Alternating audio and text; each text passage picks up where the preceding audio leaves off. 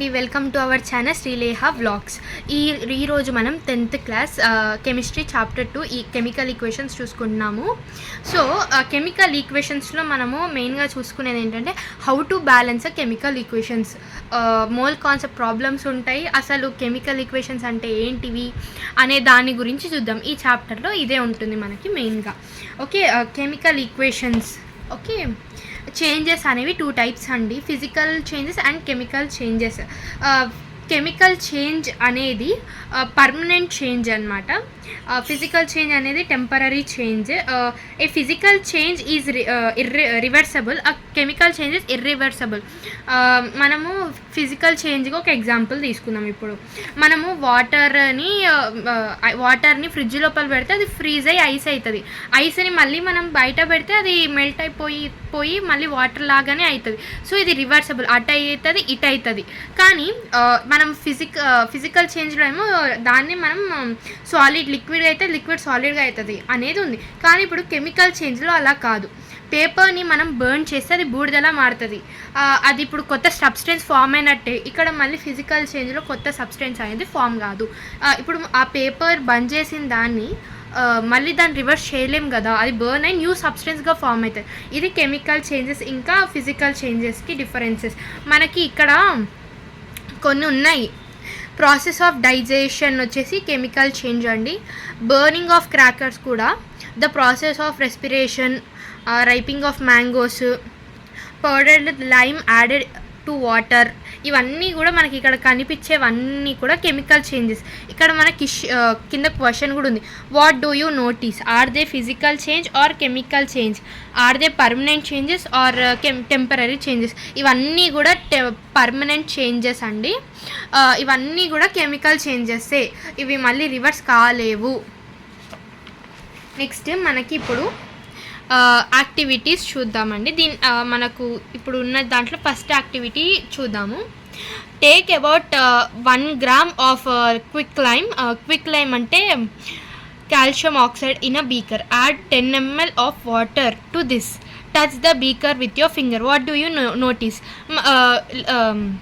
Beaker అనేది heat అయిపోతుంది. Heat అనేది రిలీజ్ అయిందని దానికి ఈ యాక్టివిటీ 1కి అర్థము. హీట్ రిలీజ్ అయితే అది ఎగ్జోథర్మిక్ రియాక్షన్ అండి. ఓకే, ఎగ్జోథర్మిక్ ఎండోథర్మిక్ అనే రియాక్షన్స్ ఉంటాయి. హీట్ అనేది రిలీజ్ అయితే అది ఎగ్జోథర్మిక్ రియాక్షన్. హీట్ రిలీజ్ కాకపోతే అది ఎండోథర్మిక్ రియాక్షన్ అన్నమాట. ఇప్పుడు అదే చూస్తే మనము you notice that beaker is hot. The reason is that calcium chloride quicklime reacts with water with liberation of heat energy. Calcium oxide dissolves in water producing colorless solution. Test the nature of solution with litmus paper. What is the nature of solution? A red litmus paper turns blue when dipped in a solution.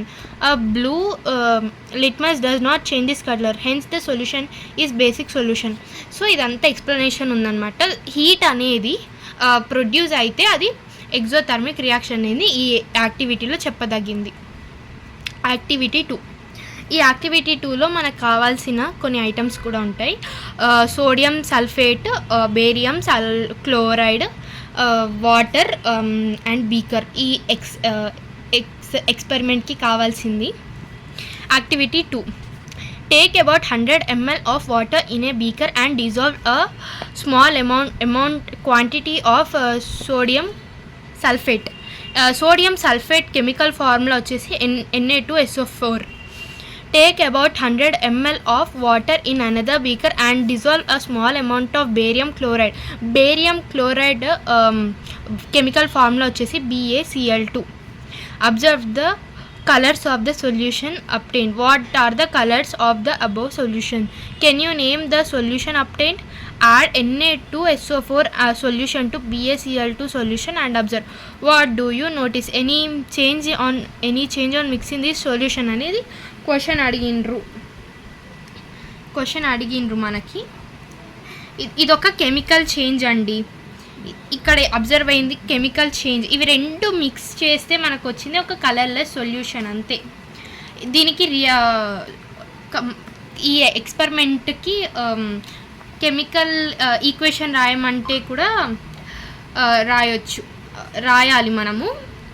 అసలు ఈ ఎక్స్పెరిమెంట్కి ఉన్న ఏంటిది అని అంటే ఈ solution dissolve అవ్వదు. మనం Na2SO4 సొల్యూషన్ని BaCl2కి add చేస్తే ఈ సొల్యూషన్స్ డిజాల్వ్ అవ్వదు. ఇక్కడ మనం పిక్చర్లో కూడా చూడొచ్చు. ఈ పిక్చర్లో చూసి డిజాల్వ్ అవ్వట్లేదు. ఇవి రెండు కలిపి ఒక సొల్యూషన్ అసలు డిజాల్వ్ అవ్వవని అర్థము ఈ ఎక్స్పెరిమెంట్ 2కి. ఎక్స్పెరిమెంట్ 3కి take some zinc granules in a conical flask. Add about 20 ml of dilute hydrochloric acid to the granule solution in the conical flask. Observe the changes in the conical flask. What changes do you notice? Now keep a burning matchstick near the mouth of the conical flask. What happens to the burning stick? అసలు experiment నేను చెప్తాను వినండి. మనము ఒక conical flask తీసుకోవాలి. అందులో dilute HCl తీసుకోవాలి. అందులో జింక్ గ్రాన్యూల్స్ వేయాలి. కొంచెం అయినాక మ్యాచ్ స్టిక్ని వెలిగించి ఇక్కడ పెడితే మనకి పాప్ సౌండ్ అనేది వస్తుంది. ఎందుకు? ఇక్కడ H2 గ్యాస్ అనేది రిలీజ్ అయినట్టు వస్తుంది. చూడండి, formation of hydrogen gas by the action of dilute HCl on zinc and testing of H2O gas. So ఈ ఎక్స్పెరిమెంట్స్లో చాలా ఇంపార్టెంట్ అండి. ఈ ఎక్స్పెరిమెంట్ మీకు అర్థమైంది అని అనుకుంటున్నాము. Please support our channel. Part 2లో మిగతావి చెప్దాం. ఇది పార్ట్ 1 అండి. Thank you.